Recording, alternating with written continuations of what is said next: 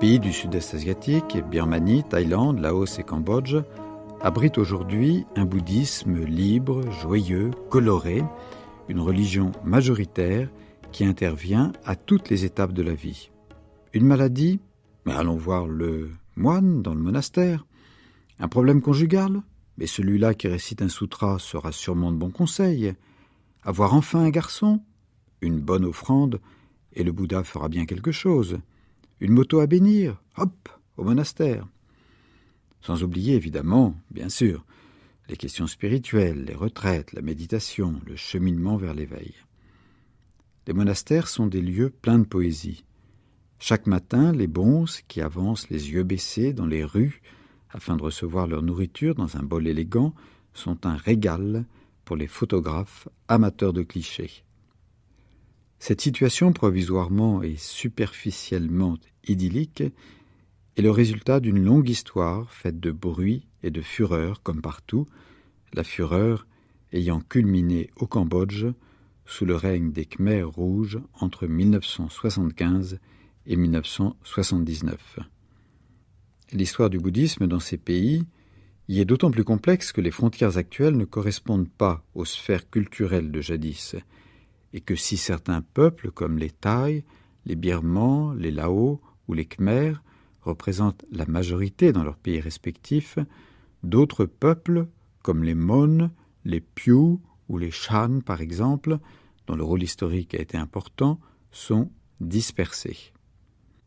Quelques caractéristiques générales.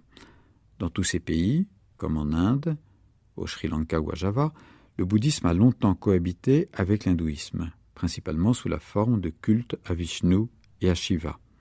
Ils ont tous adopté maintenant le bouddhisme du Theravada, mais ils avaient auparavant pratiqué d'autres écoles des anciens, ensuite ils avaient pratiqué le bouddhisme du grand véhicule et même celui du véhicule du diamant. En plus de la marque culturelle de l'Inde, qui a été très forte, ça nous l'avons vu, le Sri Lanka a joué un grand rôle à plusieurs reprises pour revitaliser le bouddhisme dans ces pays. Et ceci, partout le bouddhisme a cohabité avec des cultes animistes. Il a dû établir avec eux des compromis et parfois même des syncrétismes. Ainsi, par exemple, les Birmans vénèrent-ils avec assiduité et même crainte 36 naths. Les naths sont des déités ayant des pouvoirs magiques qu'il s'agit de se concilier par des rituels. À l'occasion, les naths s'emparent du psychisme d'une personne. Il faut alors redoubler de vigilance. Mais attention, si les naths sont présents sur un autel, ils doivent se trouver en dessous de la statue du Bouddha. Les Laotiens craignent les pis qui peuvent envahir l'âme d'une personne. Heureusement, je vous rassure, par des rituels appropriés, les moines bouddhistes peuvent arranger notre relation avec les esprits errants. Nous respirons.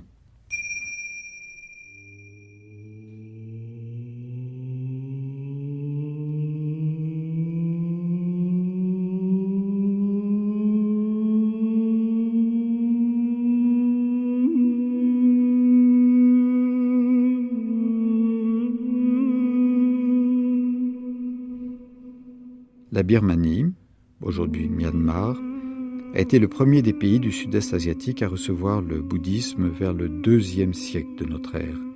Mais la tradition raconte que le dharma, la doctrine, aurait été apporté par 2 moines, Sona et Uttara, envoyés auparavant par Ashoka. Encore une fois, les dates varient au gré des marées. Des contacts étroits s'étaient établis entre le Sri Lanka et la Birmanie, qui ont connu, comme les autres pays du sud-est asiatique, des fluctuations concernant la doctrine. Au cœur de la Birmanie, sur la rive du fleuve Irrawaddy, le roi guerrier, Anavrata, 1044-1077, fit construire une des plus étonnantes villes vouées au bouddhisme, couverte de temples, de monastères, de 5000 stupas, sur une superficie égale à celle de Paris. Ce rêve de pierre, qui fut abandonné à la fin du XIIIe siècle, demanda une énergie que ne justifiaient pas les seules nécessités du pouvoir. et comme le maître de l'éveil n'en réclamait pas tant, la source de cette énergie est à chercher du côté d'un mobile qui continue à habiter l'homme, pérenniser le temps. Mais la gloire de Pagan ne dura que 2 siècles, pendant lesquels la cité fut un foyer artistique et intellectuel de première importance, un lieu de rencontre pour les Cingalais, les Birmans et les Khmers, un lieu où la 3e corbeille, Abhidhamma, fut particulièrement étudiée.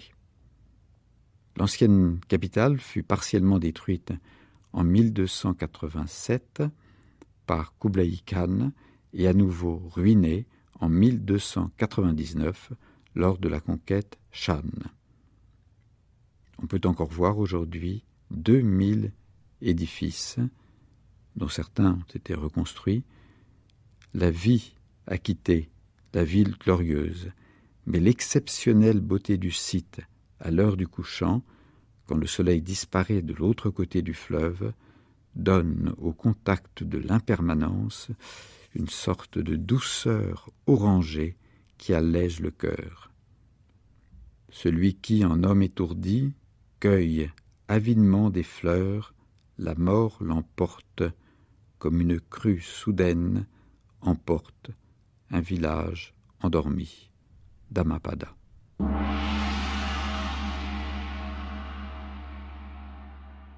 Comme ailleurs, la Birmanie connut d'interminables querelles d'école, dont les causes nous semblent insignifiantes, à moins, mais oui, à moins que le miroir ne se déplace vers nous et nous rappelle nos propres débats religieux et idéologiques et transforme le jugement que nous pourrions porter en sourire ironique. Mais oui, c'était donc aussi ainsi chez nous. Un seul exemple, choisi parmi les plus ridicules, je le reconnais. Au XVIIIe siècle, un moine de renom, suivi de ses disciples, choisit de porter la robe de manière à avoir une épaule découverte. Les autres moines, qui formaient la majorité, se couvraient les 2 épaules et ne découvraient l'une d'entre elles que lorsqu'ils rencontraient un supérieur. Eh bien voici la cause de la querelle des Ekamsita et Parupana. D'autres dissensions concernaient la manière de se coiffer ou de porter l'éventail.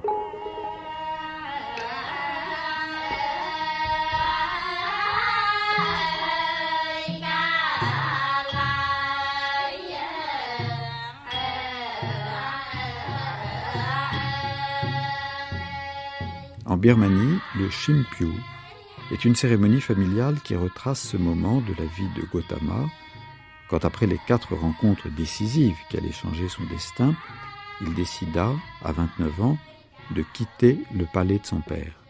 Il prévint son serviteur, Chandaka, qui fondit en larmes, puis il sortit sur son cheval, Kantaka.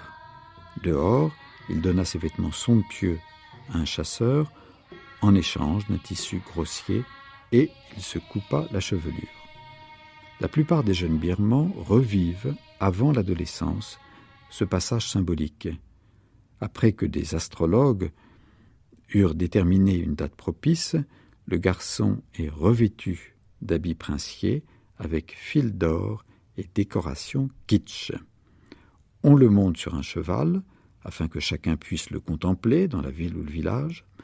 Il arrive au monastère, descend de son cheval avec l'allure d'un prince, et déshabillé, rasé, vêtu de la robe rouge des moines, et il restera au monastère le temps d'une initiation. Vous rencontrez un jeune homme sur sa moto pétaradante, il vous agace, mais quelque chose dans ses yeux rappelle qu'il a été prince, qu'il s'est dépouillé et qu'il sait combien la vie est faite de va-et-vient d'une impermanence à l'autre. La retraite chez les moines est pratiquée presque partout dans les pays théravadines.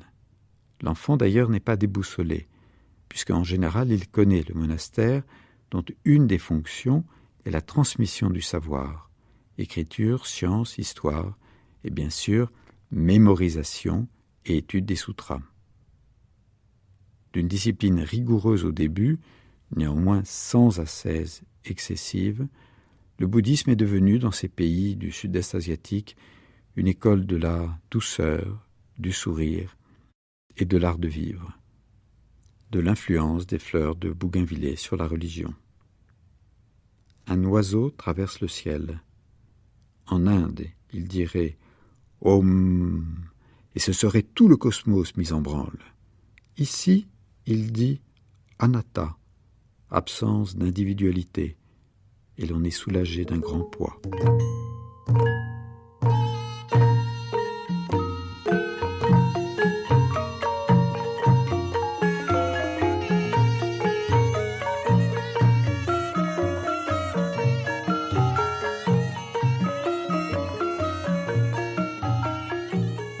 Le bouddhisme du Cambodge, le bouddhisme khmer, rayonne particulièrement grâce à l'ensemble, unique au monde, de temples érigés autour d'Angkor.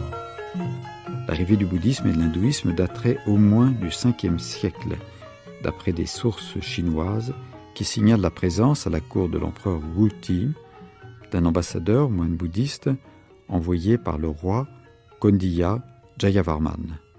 Le moine aurait indiqué que le peuple rendait un culte à Shiva, mais que son maître, le roi, vénérait le Bouddha, qui avait également de nombreux adeptes.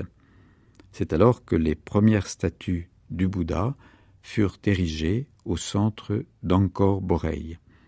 Plus tard, l'érection de statues du Bodhisattva Avalokiteshvara prouve que le grand véhicule cohabitait à côté de l'école des anciens. En 1181, le roi le plus célèbre de toute l'histoire du Cambodge, Jayavarman VII, monta sur le trône et s'identifia au Bodhisattva lui-même.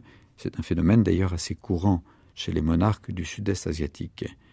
Et ce fut sous son règne que tout le royaume, et particulièrement la région d'Angkor, se couvrirent de temples et de sculptures monumentales représentant des têtes à plusieurs faces. Temple hindou, comme à Angkor Wat, ou temple bouddhique. La tour centrale du Bayon symbolise le mont Meru. Le mont Meru, ou Sumeru, est central dans la cosmologie bouddhique qui est directement inspirée des cosmologies hindoues. C'est une montagne axiale dont la base est formée d'un carré. Chacune des faces est d'une matière et d'une couleur différente. Cristal, lapis-lazuli, rubis, émeraude ou or. Sa base s'enfonce sous le niveau de l'océan, tandis que son sommet s'élève dans les cieux. Chaque niveau du mont correspond à l'habitat d'êtres qui sont arrivés à un certain stade du développement spirituel, depuis les nagas des mondes souterrains et sous-marins jusqu'à la sphère des dieux du sans-forme, en passant par les dieux du domaine du désir ou les dieux de la forme pure.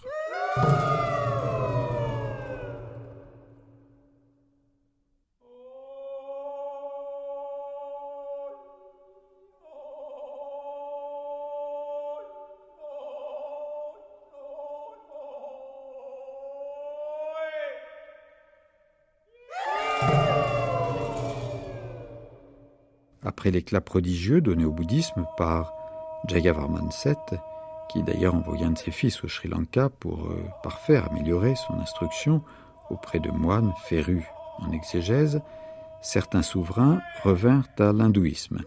Puis le bouddhisme théravadine finit par devenir l'unique religion comme il l'est au Laos depuis le XIVe siècle. Le Laos, où se trouve sur les bords du Mékong la cité de Luang Prabang, capitale royale jusqu'en 1975, un joyau du bouddhisme dont le nom provient d'une statue du Bouddha originaire du Sri Lanka. Alors que sous le protectorat français, le bouddhisme était dans un état pitoyable, avec des sanctuaires abandonnés et des moines peu formés, une Française, Suzanne Carpelès, secrétaire de l'Institut bouddhiste de Vientiane, favorisera l'enseignement du bouddhisme dans les écoles d'État et trouvera des fonds pour restaurer les monastères.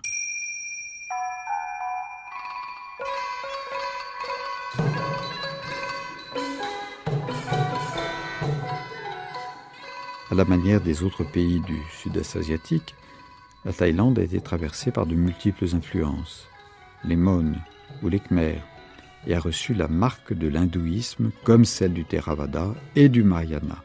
La Thaïlande a connu au XVIIIe siècle une véritable ère de prospérité pour le bouddhisme, contrairement à ce qui se passait au Laos. Et à cette époque-là, une communauté originale s'y est développée, les Tapasas, qui sont des ascètes vêtus de blanc, vivant comme les yogis laïcs des régions himalayennes.